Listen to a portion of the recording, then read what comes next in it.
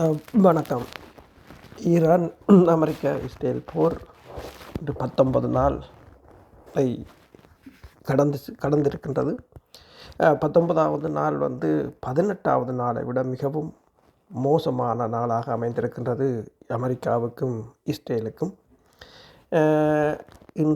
இன்று அமெரிக்காவின் வெளிவிவகார செயலாளர் மார்க்கோ ரூபியோ மற்றும் பாதுகாப்பு செயலாளர், அதாவது போர்த்துறை செயலாளர் பீட் ஹெசட் ஆகிய இருவரினது வாஷிங்டனில் இருக்கின்ற அவர்களின் உத்தியோகபூர்வ இல்லங்களுக்கு மேலாக 2 இனம் தெரியாத ஆளில்லாத தாக்குதல் விமானங்கள், அதாவது ட்ரோன்கள் பறந்ததாக செய்திகள் தெரிவிக்கின்றன. அது அங்கு ஒரு பரபரப்பை ஏற்படுத்தி இருக்கின்ற அதே சமயம் இன்று ஜப்பானின் பிரதமர் அமெரிக்காவுக்கு சென்றிருந்த அதே நேரம் அமெரிக்க அதிபர், அதாவது அமெரிக்காவினது விமானங்களை எவரும் சுட முடியாது என்று கூறி முடிப்பதற்கு முன்னர் அவர் அங்கு கூறிக்கொண்டிருக்கும் போதே ஈரான் அமெரிக்காவின் மிகவும் சிறந்த 5ஆம் தலைமுறை விமானமான F-35 ரக விமானத்தை சுட்டிருக்கின்றது. விமானம் தப்பிவிட்டதாக அமெரிக்கா கூறுகின்றது. அமெரிக்காவின் CNN இந்த விமானம் சுடப்பட்டதை உறுதிப்படுத்தி இருக்கின்றது. ஆனால் விமானம் விழவில்லை என்று கூறுகிறார்கள். மத்திய கிழக்கில் உள்ள ஒரு தளத்தில் இறக்கப்பட்டதாக கூறப்படுகிறது. எந்த தளம் என்றும் கூறவில்லை. அமெரிக்காவின்றது இஸ்ரேலினதும் இழப்புகள் இவ்வாறு தான் அமைவதுண்டு. என்னென்றால் முதலில் இழக்கவில்லை என்பார்கள், விபத்து என்பார்கள். பிறகு சேட்டலைட் புகைப்படங்கள், ஒளிப்படங்களை பார்த்து தான் ஏனைய நாடுகள் அதனை உறுதிப்படுத்துவதுண்டு. அதே சமயம் இஸ்ரேலிய பிரதமர் பெஞ்சமின் நெத்தன்யாகு இன்று நாட்டு மக்களுக்கு ஊடக சந்திப்பொன்றை நடத்தி கொண்டிருந்த சமயம் இஸ்ரேலின் ஹைஃபா எண்ணெய் சுத்திகரிப்பு நிலையம் தாக்கப்பட்டிருக்கின்றது. வழமை போல இஸ்ரேல் அந்த நிலையம் தாக்கப்படவில்லை, அதுக்கு விழவில்லை, அந்த மிசைல்ஸை இன்டர்செப்ட் பண்ணிவிட்டோம் என்று கூறினாலும் இப்போது ஊடகங்கள் காணொளிகளை கொண்டு வந்திருக்கின்றன. 4 குண்டுகள் வீழ்ந்து வெடித்தது மட்டுமல்லாது அந்த இடம் புகை மண்டலமாகவும் எரிவதையும் காணக்கூடியதாக இருக்கின்றது. ஹைஃபா இஸ்ரேலின் மிக முக்கிய எண்ணெய் சுத்திகரிப்பு நிலையம். ஒரு நாளைக்கு 1,95,000 பேரல்கள் எண்ணெய்களை அது உற்பத்தி செய்யக்கூடியது. இப்போது அந்த எண்ணெய் சுத்திகரிப்பு நிலையமும் மூடப்பட வேண்டிய நிலையில் இருக்கின்றது. உங்களுக்கு தெரியும், முதலில் கட்டார் எண்ணெய் வயல் மீதான தாக்குதல், சவுதி அரேபியாவின் எண்ணெய் வயல் மீதான தாக்குதல், UAE எண்ணெய் வயல் மீதான தாக்குதல், இன்று ஓமான் மீதான தாக்குதல் என்று சொல்லி மத்திய கிழக்கின் முற்றுமுழுதான எண்ணெய் வளங்களும் முடங்கி போகின்ற ஒரு நிலையை ஏற்படுத்தி இருக்கின்றது. ஈரான் தற்போதைய தாக்குதல்களில் மிக முக்கியமானது இந்த F-35 ரக விமானம் மீதான தாக்குதல். இந்த தாக்குதலை பொறுத்தவரையில் ஈரான் தனது ஏர் டிஃபென்ஸ், வான் எதிர்ப்பு சாதனங்களை மெல்ல மெல்ல வெளிக்கொண்டு வருகிறது. அதாவது அவர்கள் வடிவாக இந்த போரை ஆழத்திலாக ஒவ்வொரு படிமுறைகளுக்கு ஊடாக மேலே கொண்டு போவது போல தான் தெரிகின்றது. ஏனென்று சொன்னால் அந்த ரிஃபைனரிகளை அடித்து முடித்த அதே சமயம் இப்போது அமெரிக்காவின் மிக முன்னணி விமானத்தின் மீது கை வைத்திருக்கிறார்கள். இதை மீடியம் அல்லது இடைத்தூர அல்லது நீண்ட தூர ரடார்கள் மூலம் இந்த அமெரிக்க விமானங்களை அல்லது இஸ்ரேலிய விமானங்களை அவர்களால் கண்டறிந்திருக்க முடியும். அதாவது ஈரான் இந்த தாக்குதல் மூலம் ஈரான் தனது வான்பரப்பில் ஒரு முற்றுமுழுதாக கட்டுப்பாட்டை இழக்கவில்லை என்பதை காட்டுகின்றது. ஏனென்று சொன்னால் அந்த வான்பரப்பில் மீது பறந்த MQ-9 ரக விமானங்கள் கிட்டத்தட்ட 2 டசினை சுட்டு வீழ்த்தியிருந்தார்கள். அதே போல் கெரோன் 9000 ரக விமானங்களையும் சுட்டு வீழ்த்தியிருந்தார்கள். ஈரானை பொறுத்தவரையில் இப்போது அதாவது 40 வருடங்களாக அது இந்த வான் எதிர்ப்பு ஏவுகணைகளுக்காக தனது காலத்தை செலவழித்திருந்தது. ரஷ்யாவின் S-200, S-300 போன்ற சிஸ்டங்கள் இருந்தாலும் ஈரான் தனக்கென்று இந்த ரஷ்யாவின் S-300 வகை ஏவுகணையை ஒத்ததாக ஒரு ஏவுகணையை உள்ளூரில் வடிவமைத்திருந்தது. பவர் 373 என்றதால் அந்த ஏவுகணை அது அதாவது 300 இலக்குகளை ஒரே நேரத்தில் ட்ராக் பண்ணக்கூடியது. அதாவது அந்த வான் பாதுகாப்பை லேயர்ஸ் அதாவது அலை அலையாக அலசி ஆராயக்கூடியது என்று கூறுகிறார்கள். 1991ஆம் ஆண்டு ஈராக் சண்டையின் போது ஈரான் தன்னிடமிருந்த ஏவுகணை பற்றாக்குறையை நிவர்த்தி செய்வதற்காக அன்றிலிருந்து இந்த ஏவுகணைகளில் தனது கவனத்தை செலுத்தியிருந்தது. அதாவது இந்த புதிய ஜெனரேஷனான பவர் 373 மிக விரைவில் தங்கள் படையில் இணைத்து கொள்ளப்படும் என்று கடந்த வருடம் மார்ச் மாதம் ஈரான் அப்போதைய வான்படை தளபதி கட்டம் அல் அன்பியா ஒரு ஊடகத்துக்கு தெரிவித்திருந்தார். இது ரஷ்யாவின் S-300 ஒத்ததாகவும் ஆனால் அதைவிட தூர வீச்சிலும் அல்லது இலக்குகளை கண்டறிவதிலும் மேம்பட்ட வகையாக வடிவமைக்கப்பட்டிருந்தது என்று கூறப்படுகிறது. உதாரணமாக அமெரிக்காவின் பேட்ரியாட் தாட் ரக ஏவுகணைகளுக்கு இணையாக வடிவமைக்கப்பட்டது என்று கூறியிருந்தார்கள்.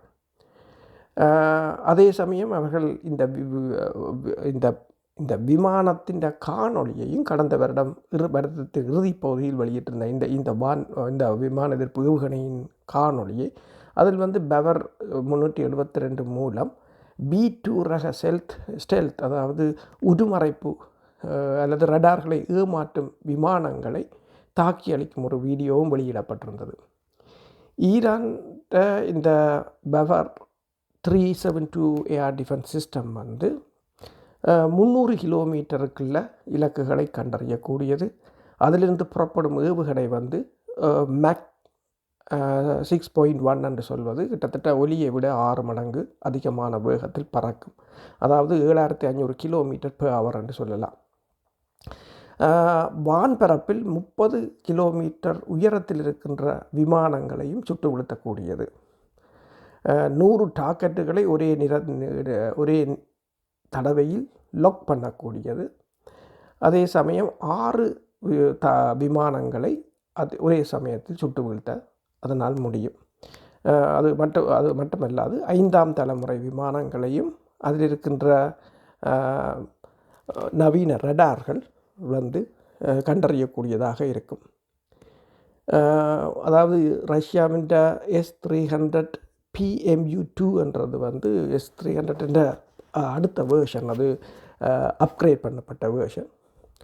அதை ஒத்ததாகத்தான் பவர் 373 2வது வேர்ஷனை ஈரான் அண்மையில் களமிறக்கி இருந்தது. அதாவது இந்த ஏவுகணை தாக்குதல்கள் ஈரான் தீவிரப்படுத்துமாக இருந்தால் அமெரிக்காவின் வான் தாக்குதல்களும் மிகப்பெரிய ஒரு கேள்விக்குறியாகும். ஏனென்றால் F-35 ரக விமானம் விழுமாக இருந்தால் B-2 விமானங்களோ B-52 விமானங்களோ B-1 விமானங்களோ அல்லது டேங்கர் KC-135 எதுவும் தப்ப முடியாதுன்றதுதான் பிரச்சனை. இப்போது சவுதி அரேபியா, கட்டார், குவைத் மற்றது பஹ்ரைன் போன்ற நாடுகள் ஒன்றாக தாங்கள் பொறுமையை இழந்து விட்டதாகவும் ஈரான் மீது தாக்குதலை நடத்தப் போவதாகவும் கூறுகின்ற அதே சமயம் ஈரான் இந்த ஆயுதத்தை வெளியில் எடுத்திருப்பது அவர்களின் வாயை அடைக்கவும் போதுமானது. அதே நேரம் எரிசக்தி போர் அதாவது எண்ணெய்க்கான போர் தீவிரமடைந்திருக்கின்றது. இந்த எரிசக்தி போரின் ஆட்டத்தின் மத்தியில் இருப்பது இப்போது கட்டார் தான். கட்டாரின் மிகப்பெரிய திரவை இயற்கை எரிவாயு என்று சொல்கிறது LNG ஏற்றுமதி மையத்தின் மீதான தாக்குதல் இப்போது உலகத்தின் எல்லா கவனத்தையும் எடுத்திருக்கின்றது. கத்தார் அமீர் பின் மவுத் டொனால்ட் ட்ரம்பை அவசரமாக தொடர்பு கொண்டு அதாவது அவர் உடனடியாகவே இது தொடர்பாக தொடர்பு கொண்டு அதாவது இஸ்ரேலின் இவ்வாறான நடவடிக்கைகளை நிறுத்துமாறு கேட்டிருந்தார். அதாவது ட்ரம்பை பொறுத்தவரையில் தான் உடனடியாகவே இஸ்ரேல் அதிபருடன் தொடர்பு கொண்டு இந்த தாக்குதலை நிறுத்துவதாக தெரிவித்திருந்தார். அதாவது இஸ்ரேல் ஈரானின் புஷோர் மாகாணத்தில் இருக்கின்ற தெற்கு பாஷல் எரிவாயு பகுதியில் வரும் எரிவாயு குதத்தை தாக்கியிருந்தது. அசலுயா தொழில்துறை நகரத்தில் உள்ள இந்த நிலையம் தாக்கப்பட்டது. அது தீப்பற்றி எறிந்தது எல்லோருக்கும் தெரிந்த விடயம். பாரசீக வளைகுடாவின் நீருக்கடியில் உள்ள ஒரு பெரிய நீர்த்தேக்கம் அது. இதில் தெற்கு பகுதியை ஈரான் வைத்திருந்தாலும் வடக்கு பகுதி கட்டாரிடம்தான் இருக்கின்றது. ஆனால் இப்போது தெற்கு பகுதி தாக்கப்பட்டதை தொடர்ந்தது ஈரான் வடக்கு பகுதியையும் தாக்கியிருக்கின்றது. ஈரானை பொறுத்தவரையில் இந்த எரிவாயு கிட்டத்தட்ட 70% எரிவாயு உள்ளூர் மக்களுக்கு பயன்படுத்தப்படுவது. அப்படி என்று சொன்னால் மக்களின் உட்கட்டுமானம் மீதான ஒரு தாக்குதலாகத்தான் இது கருதப்படும். அதாவது ஈரான் மிக முக்கிய தளபதியான லாரிஜானி கொல்லப்பட்ட பிறகு வீடுகளில் மின்சாரமோ அல்லது வெப்பமோ அல்லது விளக்குகளோ இல்லாமல் இருப்பது போராட்டத்தை தூண்டுவதற்கான ஒரு முயற்சி. அதாவது தளபதிகளை கொன்றுவிட்டு மக்களின் அன்றாட தேவைகளை நிறுத்திவிட்டால் மக்கள் அரசுக்கு எதிராக களமிறங்குவார்கள் என்பதுதான் அவர்களின் திட்டமாக இருந்தது. ஆனால் இந்த திட்டத்துக்கு ஈரான் கடுமையான பதிலடியை கொடுத்திருக்கிறது. கட்டார் மீது, சவுதி அரேபியா மீது, UAE மீது, குவைத் மீது. இந்த திரவமயமாக்கப்பட்ட இயற்கை வாயு உற்பத்தியை பொறுத்தவரையில் கட்டார் தான் அதில் மிக முக்கிய மையமாகும். உலகின் பாதி எரிசக்தி அமைப்புகளை அதனை சார்ந்துள்ளன. முக்கியமாக ஐரோப்பா மற்றது ஆசியா போன்ற நாடுகளுக்கான பெருமளவான எரிவாயு அங்கிருந்து தான் வழங்கப்படுகின்றது. இந்த தாக்குதலின் பின்னர் பிரித்தானியாவில் எரிவாயு ஐரோப்பாவிலும் பிரித்தானியாவிலும் எரிவாயு 30% அதிகரித்திருந்தது. அதே நேரம் இங்கு நடத்தப்பட்ட தாக்குதலில் கிட்டத்தட்ட கட்டாரின் 17% பகுதிகள் அழிவடைந்ததாகவும் அதனை திருத்துவதற்கு 5 வருடங்கள் செல்லும் என்றும் ராய்ட்டர் செய்தி நிறுவனம் செய்தி வெளியிட்டிருந்தது. இந்த தாக்குதலை தொடர்ந்து தற்போது பிரெண்ட் எரிபொருள் எண்ணெய் பேரலுக்கு $110 உயர்ந்திருக்கின்றது. ஐரோப்பாவின் எரிவாயு விலையும் அதிகரித்திருக்கின்றது. அதாவது போர் தொடங்கியதிலிருந்து அதன் அதிகரிப்பு என்பது 80% ஆகும். ஹார்மூஸ் நீரிணையில் கப்பல்கள் அணிவகுப்பில், அதாவது கப்பல்களில் ஹார்மூஸ் நீரிணையை திறப்பது குறித்த ட்ரம்பின் கோரிக்கையை தவிர்த்து வரும் ஐரோப்பா இப்போது ஒரு போருக்குள் இழுக்கப்படுவதாக கூடவா தெரிகிறது. எனவே சிரியா வழியாக கத்தாரிலிருந்து துருக்கிக்கு எரிவாயு குழாய் அமைக்கும் பழைய திட்டத்தின் சாராம்சத்தை இப்போது அவர்கள் யோசிக்கிறார்கள். அது முன்னர் சிரியாவில் உள்நாட்டுப் போருக்கான காரணங்களில் ஒன்றாக கூறப்பட்டிருந்தது. அந்த யோசனை 2000 ஆண்டுகளில் பிற்பகுதியில் தான் உருவாகியிருந்தது. ரஷ்யாவை தவிர்த்து ஐரோப்பாவுக்கு எரிவாயுவை அனுப்ப கத்தார் விரும்பியிருந்தது. அந்த குழாய் சவுதி அரேபியா, ஜோர்டான் மற்றும் சிரியா வழியாகத்தான் கட்டப்பட இருந்தது. ஆனால் அன்றைய சிரிய அதிபர் அசாத் அதனை மறுத்துவிட்டார். இன்று 15 ஆண்டுகளுக்கு பிறகு அவர் இல்லை. சிரியா, துருக்கி மற்றும் கத்தாருக்கு விசுவாசமான புதிய படையணிகளின் கட்டுப்பாட்டில் தான் சிரியா இருக்கின்றது. தோஹா ஏற்கனவே சிரிய பொருளாதாரத்தில் மெல்ல மெல்ல நுழைய தொடங்கிவிட்டது. கடந்த கோடையில் பல பில்லியன் டாலர் மதிப்புள்ள எரிவாயு விநியோகம் மற்றும் மின் உற்பத்தியை கட்டுமான ஒப்பந்தங்களை அவர்கள் கையெழுத்திட்டிருந்தார்கள். இந்த போரின் தாக்கம் என்ன சொல்கிறது என்று சொன்னால், இந்த ஹோர்மூஸ் முற்றுகையின் பின்னணியில் கத்தார் குழாய் வழி திட்டத்தின் பழைய யோசனைக்கு திரும்பக்கூடிய ஒரு சாத்தியம் இருப்பதாகவும் சிலர் கூறுகிறார்கள். இப்போது யாரும் வேண்டாம் என்று சொல்ல மாட்டார்கள். ஆனால் மேலும் வடக்கு சிரியாவை கட்டுப்படுத்தும் துருக்கி இடைவெளி நாடாக மாறும் மிக மிக விலை உயர்ந்த பாதையின் பழைய வரைபடங்களில் வடக்கு லெபனானையும் அதில் நாங்கள் பார்க்கலாம்.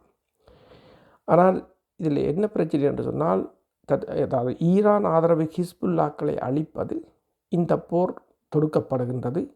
ஏனென்று சொன்னால், ஒரு காலத்தில் அசாத்தை போலவே இந்த திட்டத்தின் பாதைக்கு அவர்கள் தடையாக இருக்கலாம் என்றது. ஹிஸ்புல்லாவை முற்றிலும் ஒழிப்பதற்காக புதிய சிரிய அதிகாரிகளுக்கு இது வெளிப்படையாகவே வழங்கப்படுகின்றது ஒரு சந்தர்ப்பம். இது ஒரு படுகொலையாக இருக்கும், ஆனால் அது மற்றவர்களின் கையால் நடக்கும். அதாவது இஸ்ரேல் இதில் தலையிடாமல் சிரியாவை கொண்டு இவ்வாறு, அதாவது தமக்கான எரிபொருள் குழாய்களை கட்டுவதற்கான பாதையை சரி செய்வதற்கான இந்த நடவடிக்கை அமெரிக்கா அனுமதிக்குமா என்றால் இதில் அமெரிக்காவுக்கும் ஒரு சிக்கல் இருக்கின்றது. அதாவது இந்த எரிவாயு குழாய்களை யார் கட்டுப்படுத்துகிறார்களோ அவர்கள்தான் ஐரோப்பாவை தங்கள் கட்டுப்பாட்டில் வைத்திருப்பார்கள். கத்தாரின் எரிவாயு ஒரு உலகளாவிய சந்தை. அப்போ இது அமெரிக்கா நேரடி போட்டியாளர்களாக இருக்கிறது இந்த எரிவாயு விநியோகத்தில். ஹார்முஸ் நீரிணை வழியாக கத்தாரின் ஏற்றுமதி தடுக்கப்பட்டிருந்த போது அவர்கள் தங்கள் திரவமாக்கப்பட்ட, அதாவது அமெரிக்கா தந்த எல்என்ஜியை ஐரோப்பாவுக்கு விற்றிருந்தது. இப்போது குழாய் அமைப்பது என்பது உடனடியாக நடக்கப் போகிறது இல்லை. ஆனால் இந்த திட்டம் புதுப்பிக்கப்பட்டால் அமெரிக்கா அதன் இயக்குனராக இருக்கத்தான் விரும்பும். தனது நிறுவனத்தைத்தான் நியமிக்க முற்படும். ஆனால் சிரியாவிடம் ஒரு பிரச்சனை இருக்கின்றது. அது பாதுகாப்பு பிரச்சனை. ஒரு விசித்திரமான நிகழ்வு. இந்த போருக்கு முன்பு அமெரிக்கர்கள் குர்திஸ் பிரதேசங்களை அதாவது தங்கள் கட்டுப்பாட்டில் வைத்திருந்தார்கள். அது இந்த குர்திஸ் பிரதேசம் என்பது எரிவாயு பாதைகளில் ஒன்றின் வழியாக போகின்ற ஒரு பகுதி. ஆனால் ஐஎஸ் என்ற இன்னும் சிறிய பாலைவனத்தில் சுற்றித் திரிகிறார்கள். எந்த நேரத்திலும் அவர்கள் குழாயை துண்டிக்கலாம். அதாவது ஒரு மிகப்பெரிய ஒரு குண்டு வெடிப்பை கூட ஏற்படுத்தி ஒரு பெரிய பேரழிவை உண்டாக்கலாம். எனவே அதாவது தற்போதைய இஸ்ரேலிய பிரதமர் இன்றையான் தனது ஊடக சந்திப்பிலும் இந்த எரிவாயு குழாய் தொடர்பாகத்தான் பேசியிருந்தார். ஆனால் ஈரானை பொறுத்தவரையில் ஈரான் ஈராக்கு ஊடாக சிரியா வரையிலும் தனக்கான தொடர்புகளை வைத்திருக்கின்றது. ஹோர்முஸ் நீரிணையை கடந்து ஈரான் நீரிணையை தாண்டி செங்கடல் ஊடாக சவுதி அரேபியாவின் குழாய் வழியாக போகின்ற எண்ணெய்களை தடுப்பதற்காக இன்று செங்கடல் பகுதியில் அருகில் இருக்கின்ற சவுதி அரேபியாவின் அரம்கோ நிறுவனத்தின் எண்ணெய் சுத்திகரிப்பாலையை ஈரான் தாக்கியிருந்தது. அதாவது ஈரான் வளைகுடா பிராந்தியம் முழுவதிலும் உள்ள குழாய்களை அழிக்கும் வல்லமையுடன் ஏவுகணைகளுடன் பலமாக வளர்ந்திருக்கின்றது. அந்த வளர்ச்சியின் ஒரு அடுத்த பாய்ச்சலாகத்தான் இன்று 5ஆம் தலைமுறை விமானமும் விழுந்திருக்கின்றது. அதாவது போர் ஒவ்வொரு நாளும் நாளைக்கு 20ஆம் நாள் இன்னும் விரிவடையலாம் என்றுதான் எதிர்பார்க்கப்படுகிறது. நன்றி. எங்கள் சேனலை நீங்கள் சப்ஸ்கிரைப் செய்யுங்கள்.